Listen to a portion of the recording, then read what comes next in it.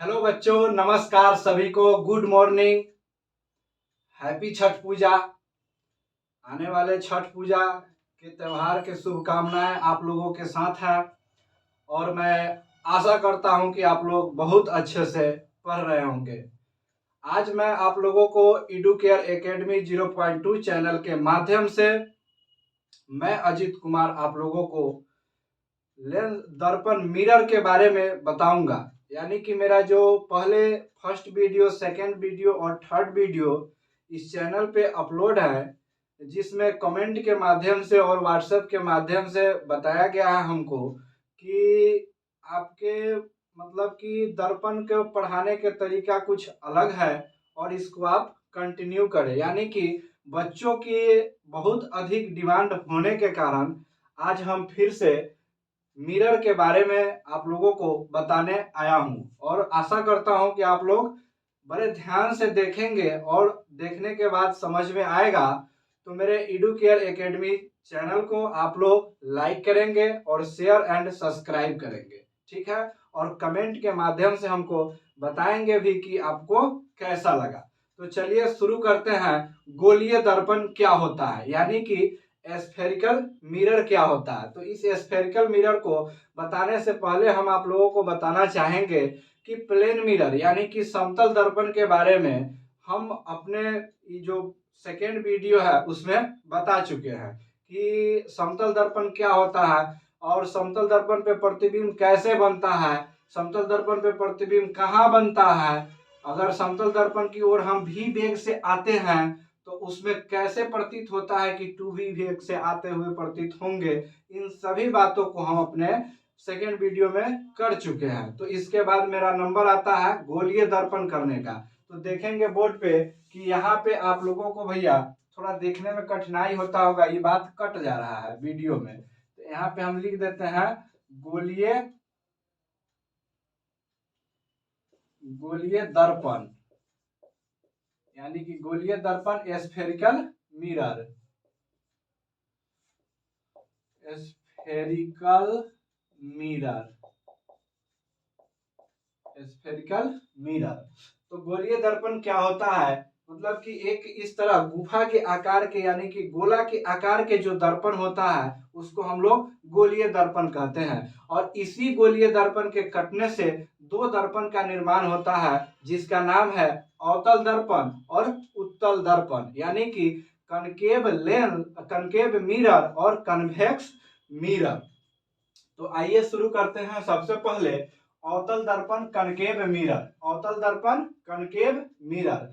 Concave, concave, concave, cave कहने का मतलब होता है गुफा, गुफा के आकार का दर्पण कनकेव यानी कि गुफा। तो इसमें देखेंगे कि गुफा कहाँ बन रहा है। सबसे पहले अब एक बात और आप लोग जान लीजिए कि अवतल दर्पण के एक और नाम होता है, जैसे कि अवतल दर्पण यानी कि कनकेव मिरर, तो कनकेव मिरर को अभिसारी दर्पण बोलते हैं, यानी कि कन्वर्जिंग मिरर बोलते हैं। इसके नाम से भी प्रश्न पूछा जाता है। तो कनकेव मिरर का बाहरी सतह उभरा हुआ होता है और बाहरी सतह को हम लोग सिल्वर कोटेड करते हैं। सिल्वर कोटेड करने का मतलब है रजतकरण। जब तक हम दर्पण को रजतकरण नहीं करेंगे यानी कि सिल्वर कोटेड नहीं करेंगे तब तक वह एक अच्छा दर्पण नहीं बन पाएगा। तो इसका बाहरी परत जो होता है सिल्वर कोटेड होता है। इसका बाहरी परत क्या होता है, सिल्वर कोटेड होता है। तो दर्पण में कुछ कंडीशन होता है, जैसे पोल हो गया, पोल को हम लोग ध्रुव कहते हैं। ध्रुव के बाद में फोकस हो गया, फोकस के बाद सेंटर ऑफ कर्वेचर सी हो गया और रेडियस हो गया। तो इन सब चीजों के बारे में जानेंगे कि पोल कैसे होता है, फिर फोकस कैसे होता है, फिर सेंटर ऑफ कर्वेचर कैसे होता है और सेंटर ऑफ रेडियस कैसे होता है। इन सब चीजों के बारे में यहाँ पे इस फिगर के माध्यम से हम लोग समझेंगे और हम अच्छे से अच्छे तरीका से अपनी सारी एफर्ट लगा करके आपको समझाने का प्रयास करेंगे। मान लीजिए कि यह एक सर्कल है, यानी कि स्फीयर के आकार का है, स्फेरिकल है। स्फेरिकल मतलब गोला के आकार का। तो गोला के आकार जब पूरा लेंगे हम तो गोला में पढ़े हुए हैं कि गोला में क्या क्या होता है। गोला में रेडियस होता है, गोला में रेडियस होता है। तो गोला में रेडियस होगा तो यहाँ गोला पढ़ते हैं तो गोला का परिधि होता है, यानी कि गोला के परिधि होता है। तो इस परिधि से गोला के सेंटर तक के दूरी को हम लोग आर मानते हैं, आर यानी कि रेडियस मानते हैं। तो इसी को हम यहाँ देखेंगे कि यहाँ से जब इसके रेडियस के बीचों बीच से होते हुए एक लाइन यानी कि डायमीटर के आकार का लाइन खींचेंगे। डायमीटर समझते होइएगा, आप लोग मैथ में पढ़े होइएगा। तो डायमीटर के आकार का एक लाइन खींचेंगे और डायमीटर की यह लाइन परिधि पर जहां इंटरसेक्ट करेगा, जहां पे कटेगा, इस बिंदु का नाम हो जाएगा पोल, यानी कि हिंदी में इसको ध्रुव बोलते हैं। इसी पोल को तो हम ध्रुव बोलते हैं। तो ध्यान से देखिएगा कि यह डायमीटर वाला लाइन रेडियस होते हुए, सेंटर ऑफ कर्वेचर होते हुए परिधि पे आके कहीं इंटरसेक्ट कर रहा है। तो परिधि पे या जहां भी इंटरसेक्ट करेगा उस बिंदु का नाम हो जाएगा ध्रुव। ध्रुव यानी पोल। तो इस पोल से जितना दूरी पर यह सेंटर ऑफ कर्वेचर होगा, इस दूरी से जितना दूरी पर सेंटर ऑफ कर्वेचर होगा, तो इसी का नाम हम लोग रेडियस देते हैं, आर देते हैं। और यहाँ ध्यान देना है कि अब इससे पोल से फोकस तक, पोल से एक बिंदु फोकस तक होगा, पोल से फोकस होगा, तो इसका दूरी जितना होगा, इसका दूरी जितना होगा, यहां से यहां तक जितना दूरी होगा, यहां से यहां तक जितना दूरी होगा, यह दोनों दूरी आपस में बराबर हो गया। तो यहीं से एक फॉर्मूला निकलता है, एफ इक्वल टू क्या होता है, यानी कि फोकस दूरी इक्वल टू क्या होता है, तो F equal to R by two होता है। आर बाई टू होता है। यह बात हम क्यों लिखे हैं F equal to R by two, क्योंकि यहाँ सी से लेकर के यह पोल तक के डिस्टेंस को हम आर बोलते हैं, यानी कि रेडियस बोलते हैं। सी से पोल तक के दूरी को हम लोग रेडियस बोलते हैं, और यहां से एफ तक की दूरी को हम फोकस दूरी बोलते हैं। तो फोकस दूरी आर के आधा होता है, तभी ना इस दोनों का दूरी बराबर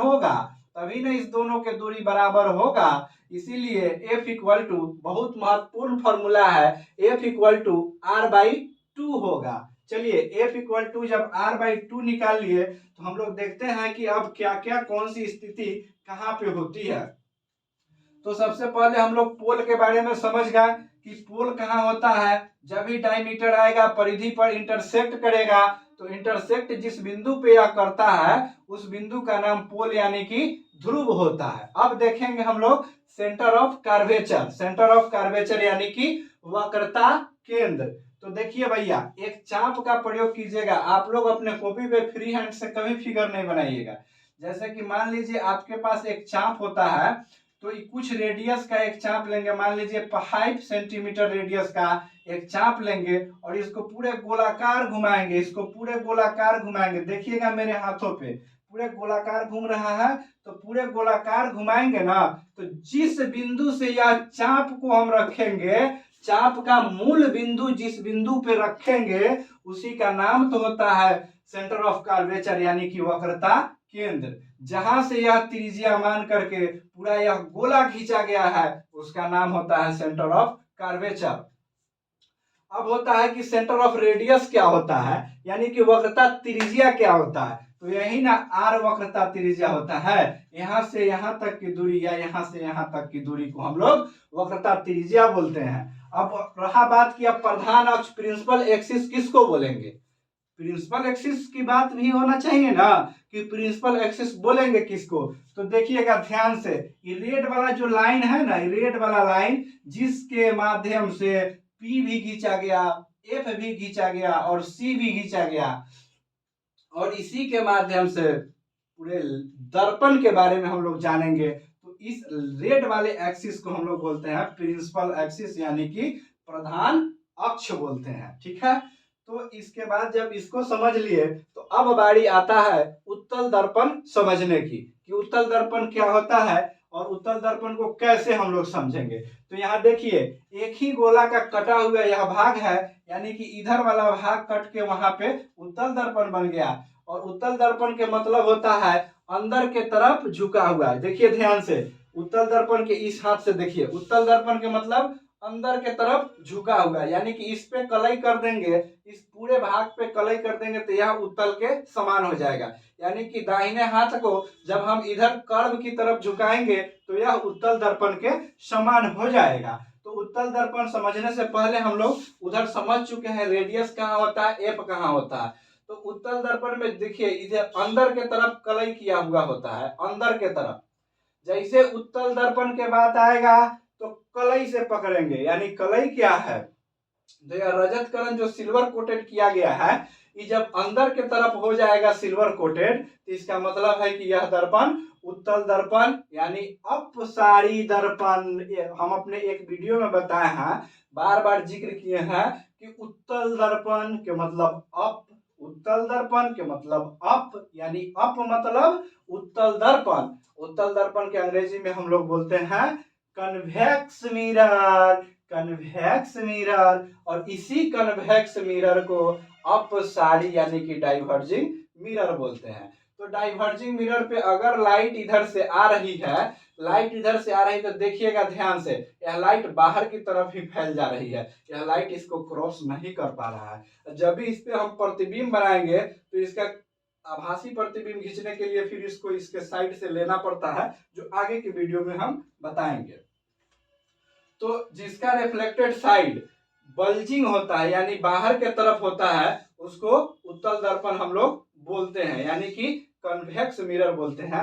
जिसका रिफ्लेक्टेड साइड यानी कि परावर्तक सतह, हिंदी वाले भाई कंफ्यूज नहीं होना है, परावर्तक सतह यानी कि इसको लिखे होंगे भी हम यहाँ, परावर्तक सतह जिसका बाहर के तरफ होता है, परावर्तक सतह जिसका बाहर के तरफ होता है उसको उत्तल दर्पण बोलते हैं। ठीक है, तो यहाँ से अब हम लोग शुरुआत करेंगे अवतल दर्पण में प्रतिबिंब कैसे बनता है, वस्तु की स्थिति कहाँ होता है, वस्तु कहाँ पे रखेंगे और प्रतिबिंब कहाँ बनेगा, इसके बारे में जानेंगे। तो इस वीडियो के माध्यम से हम आप लोगों को दो स्थिति के बारे में चर्चा करेंगे।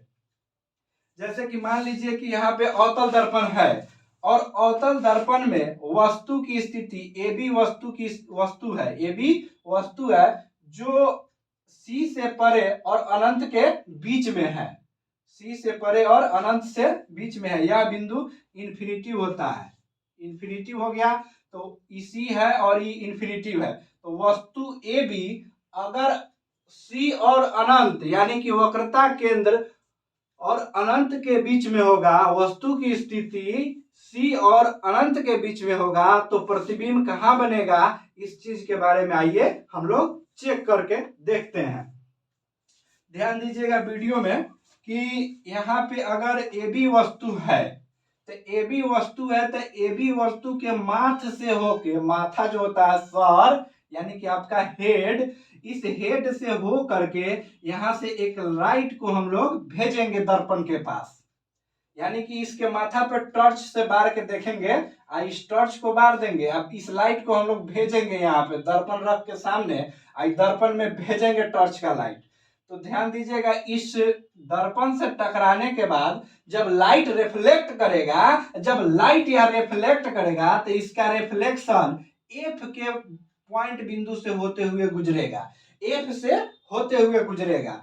अब ध्यान देना है कि अब इसी के माथ से फिर एक बार और टॉर्च मारेंगे जो एफ होते हुए दर्पण से टकराएंगे, यानी कि तिरछा करके एफ के रास्ते से दर्पण से टकराएंगे इसको। तो जब ये दर्पण से टकराएगा तो यह पैरेलल जो पहले हम लोग टकराए थे टॉर्च से, इसके ए बी के माथा से होके, अब यहाँ से जब फिर दोबारा टकराए तो यह क्रॉस करके पैरेलल एक लाइन आया है, पैरेलल यह लाइन यहाँ से रिफ्लेक्ट होकर के आया है, यानी कि ये भी तो वस्तु है और यहां से एक लाइट भेजे तो यह रिफ्लेक्ट होकर के एफ के माध्यम से नीचे आया, तिरछा कट गया।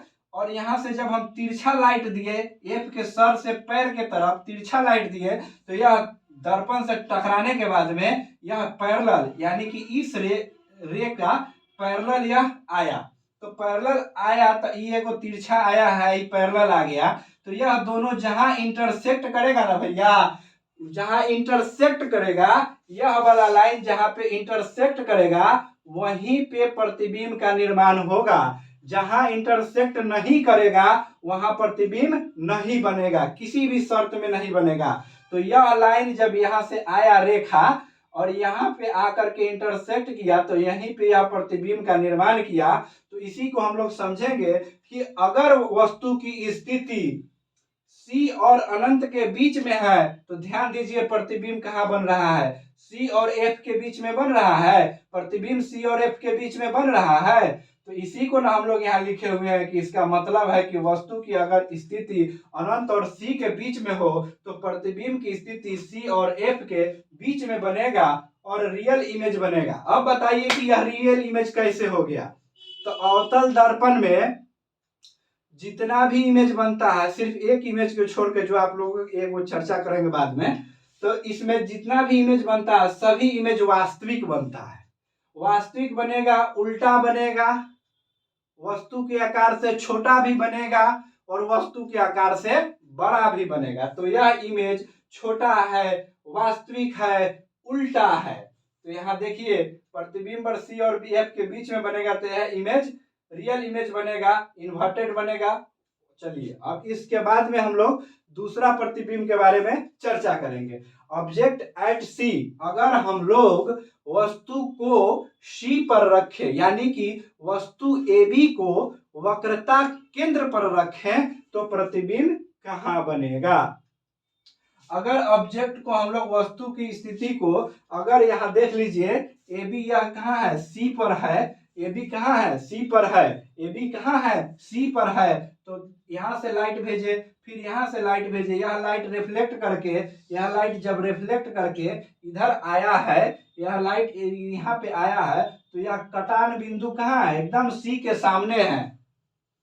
कटान बिंदु कहाँ है, C के सामने है। तो जहां पे यह कटेगा प्रतिबिंब का निर्माण वहीं पे करेगा। तो इसका मतलब है कि इसका भी इमेज वस्तु के समान आकार का होगा और उल्टा होगा और रियल होगा। तो यहाँ पे अब हम लोग दो प्रतिबिंब की स्थिति सीख गए और बच गया दो स्थिति जो अगले वीडियो में हम कराएंगे।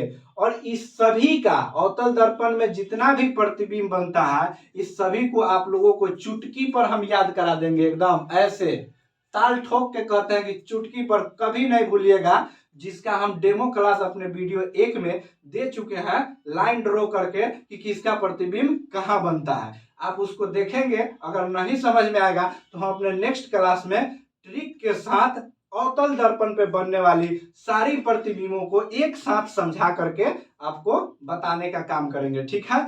उसके साथ आप लोगों को बहुत अच्छी तरीका से समझ में आएगा। जैसे हम एगो में डेमो भी दे चुके हैं, आप लोग देखिएगा, मेरे चैनल पे अपलोड है, आपको समझ में आएगा। तो यह वीडियो आप लोगों को कैसा लगा बताइएगा कमेंट बॉक्स में। और ध्यान रखिएगा कि आपका मैट्रिक एग्जाम बहुत नजदीक है, बहुत जोर शोर के साथ पढ़ाई कीजिएगा, रिवीजन कीजिएगा, कोचिंग भी कीजिएगा, सब कुछ कीजिएगा, लेकिन सेल्फ स्टडी जो होता है खुद का बूस्टर होता है। सेल्फ स्टडी नहीं छोड़िएगा, बहुत दम लगा के पढ़िएगा। बाद बाकी के सहयोग के लिए हम लोग उपस्थित हैं आपके साथ, कदम से कदम मिलाकर चलने के लिए। जय हिंद, भारत माता की जय।